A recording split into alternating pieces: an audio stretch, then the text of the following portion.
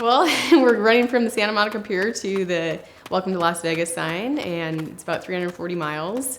So yeah, and there really aren't too many rules about the event. It's just kind of get from point A to point B as fast as you can. This is the first female team that's really trying to get the course record and beat everyone else.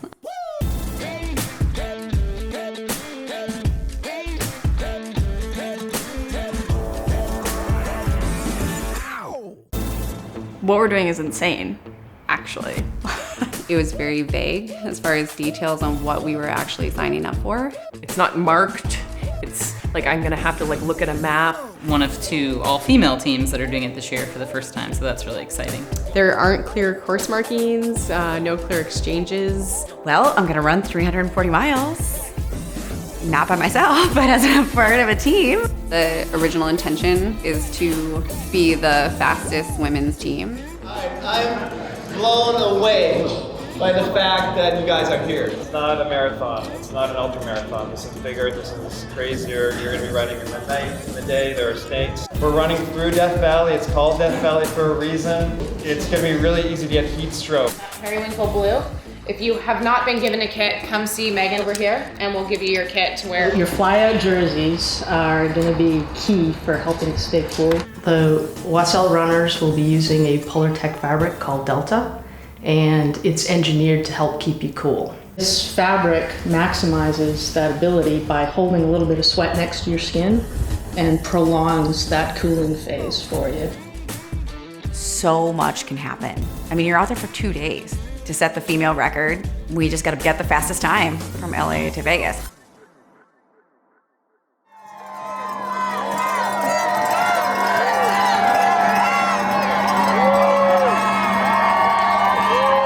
The motto that I sort of gave myself was be fun and flexible, so I'm trying to keep that in mind.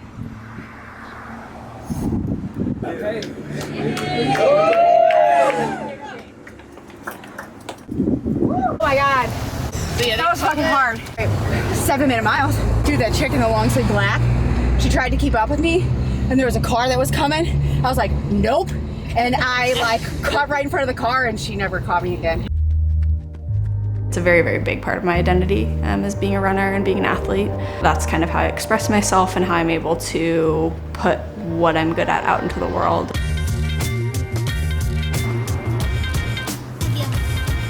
I just really love running. I think it's just a very inclusive sport, and I think it also encourages support and supporting others and getting support for yourself. So last year, I did a lot of things for the first time, just to be alive. Saying yes to something like this just seems so natural to it's a pure adventure. I mean, thinking about running for an entire workday, I can't even fathom 340 miles, really.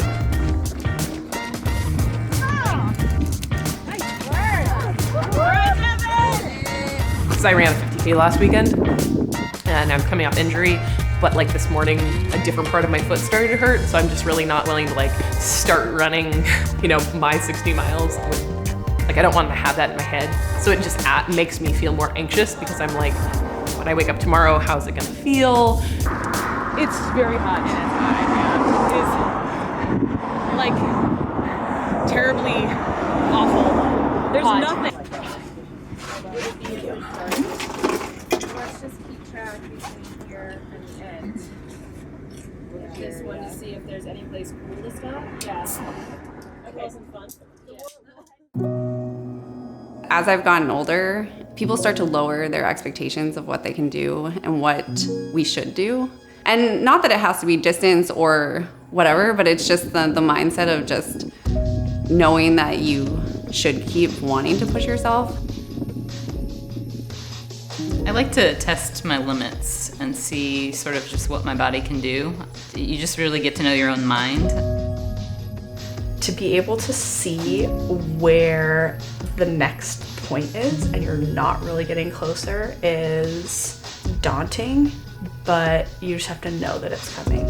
You are slowly moving at that progress, and that's how things happen, is bit by bit, not all at once. Okay, so 29, I have me starting that leg at 4:04. We are 2 hours ahead of schedule. while Kathleen was running, we were gonna hit the halfway mark, mileage-wise. And so we decided to stop the car and all get out and have a huge dance party and just celebrate this happening. And as we got out of the car, a train came by, so you couldn't really actually even hear any of the music. This was like 3 in the morning, and it just was like the second win.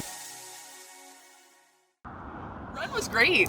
Yeah, like, and that was why I was pissed. I was like, just really let me just keep running until I like fall over, because I might not be able to start again, and then like my foot feels terrible. But I also like ran at the house part of the day and am really dehydrated, and so like we're having the same problem. It's just like your stomach is completely gone.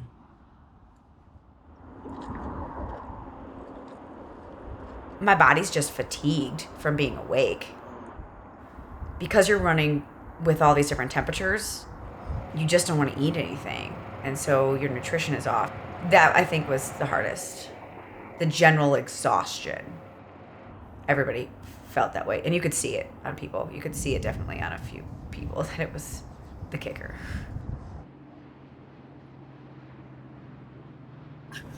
Are you ladies just like aiming to finish, or do you want to be the number one girls team? Yeah, we want to be the number one girls team and set the FKT. Yeah. Team Global's right behind you. Yeah, we know. Okay, that's important. Yeah. Okay. I was just like, well. Executing the plan.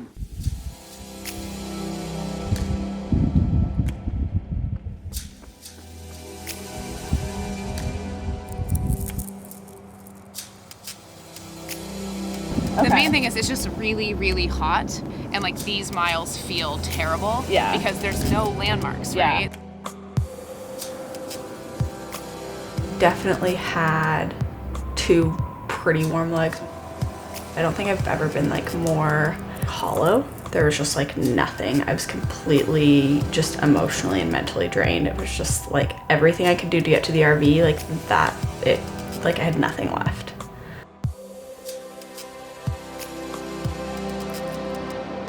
I had a rough time in Death Valley where I just like could not do long legs at all. And everyone just, you could see us all pulling together.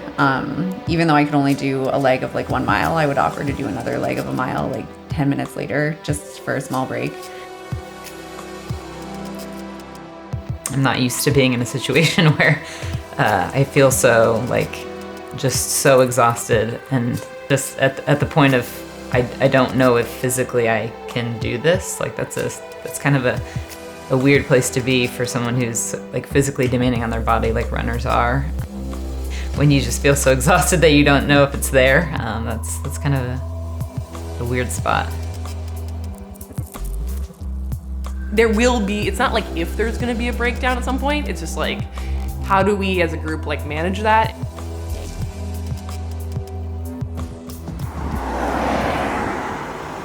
Honestly, the hardest part, I guess it was more mental, was when we found out we were down somebody.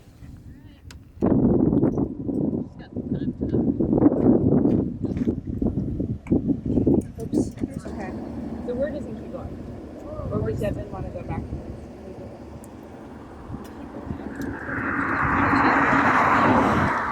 Devin, can we get in the Suburban? Okay. Do you want to fall in the back?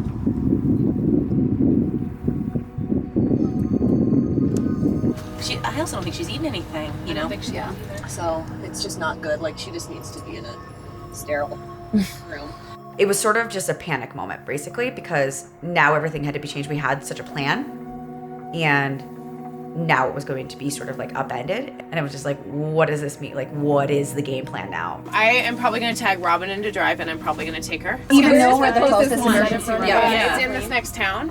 It's probably like 40 miles away. Is what we Can somebody look to see if there's an emergency room in this next town?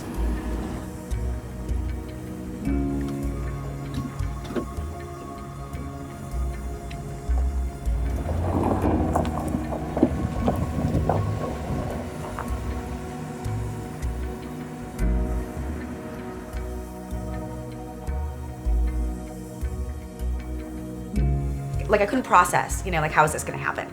What does that mean? You know, what is the plan? And so, like, I couldn't go to bed. None of us could really rest until we had that plan figured out, which was really hard. We were already experiencing the hardship of the lack of recovery. And to cut that even more was just like an unfathomable thing.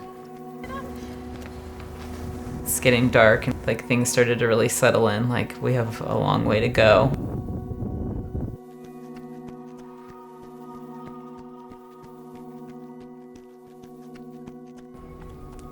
It felt like it was gonna stretch on forever. It was pretty rough. But once we got over that climb and started going downhill into Vegas, that was really, I think, when it was like, we're close. We got good, we called it a second breeze. It's not quite a wind, but it's a breeze. I know, we just got really proud of what we've done. Had a few, obviously, not ideal things happen. That never goes as planned. Nope. But, people just keep showing up. We're all still getting organized a little bit. We've got like, bathrooming and runners still on the course. We've run an unbelievable 340 miles. We'll run it in as the first female team in the speed project with the fastest known time for the course. We're doing it. It's about to be done. It's hard to go uphill. It's hard to have the sun beating down on you. It's hard to run 70 miles. It's hard to not sleep. And it's hard to deal with 14 fairly new strangers who are now your close friends. Just seeing how that comes together, I think women work really well in those situations. Just the places that I was mentally and physically, I know everyone else was too. Like we were all in the same just tough point at some point throughout the weekend. And knowing that they were all in those places and we all made it out together, it's a deep bond.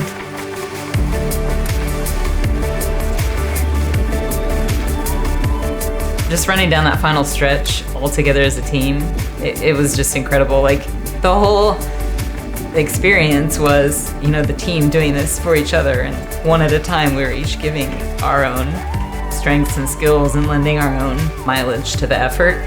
But then to finish it off together and literally do it together was just sort of symbolic of the whole weekend.